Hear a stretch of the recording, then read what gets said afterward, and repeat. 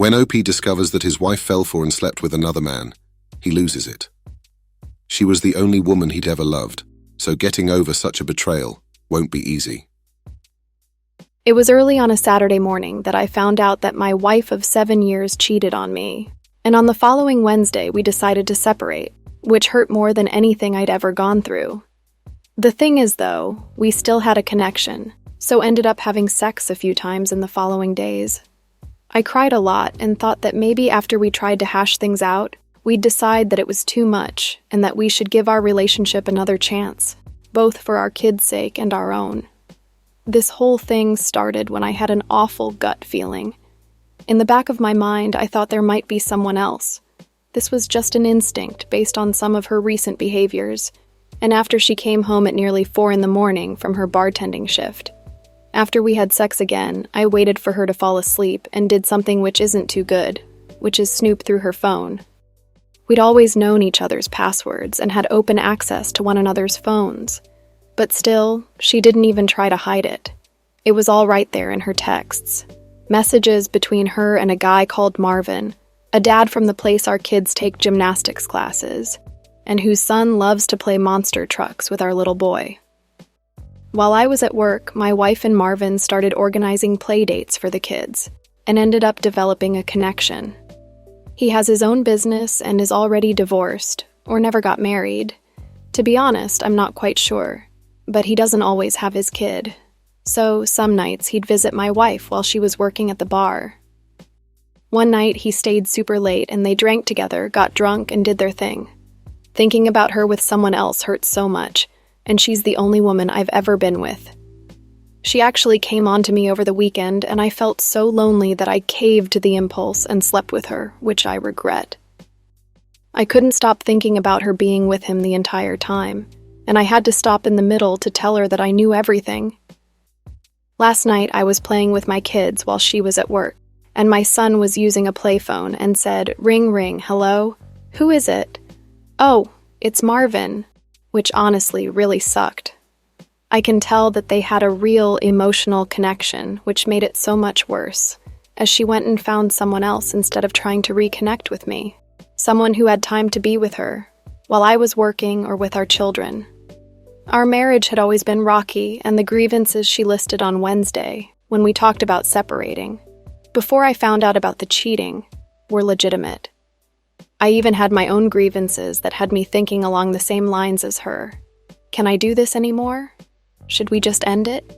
But no, we made our oaths and did the whole marriage thing, and I was committed to figuring us out. There were so many good times, so much history, and so many amazing memories and stories. We just barely had time to be together lately. And when we did, we didn't spend it with each other, which was stupid. To me, it felt like a phase. Because we were so hard on money, she picked up a job bartending, and I was doing Uber deliveries and stuff at night, after working my day job. On a normal day, I'd wake up, go to work, and she'd handle the kid things all day. Then when I got home, she'd either leave or is already gone. If she had to leave early, though, my sister would come over to watch the kids. I do kid things and chores at night, and usually get them to bed long before she's home. And during the nights in which she's bartending, I go to sleep well before she gets back. On those days, we only see each other for a couple of minutes in the morning, but I thought that this would just be temporary. We were only going to have this horrible schedule for long enough to get back on track or until we figure something else out.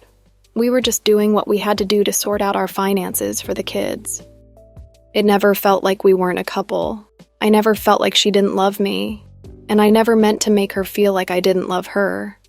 I just wish that she talked to me more, and I wish that she told me how upset she really was so we could work on it. I don't feel like they were abnormal or uncommon things that a lot of married couples don't have to work through. There's still love from both sides, and we've both been a complete mess. She was drunk and regrets it so much. Allegedly, at least. But I can't see her the same. I wish that she came to me and told me how low she was feeling about our marriage. And even though she wishes she could take it back, we both know she can't. I'm just empty. I feel like a close loved one died. I've never cried so much in my life, and she's the only woman I've ever had an adult relationship with at 30 years old. I've never gone through a breakup before, so I feel like a complete mess and want the pain to go away. I feel for OP, especially since his wife was his first love. Up until this point, he probably thought he'd be one of the lucky ones to find his fairy tale ending. But unfortunately, the harsh reality of relationships came knocking on his door. OP needs to stop sleeping with his cheating wife, because it will make it infinitely harder for him to move on otherwise.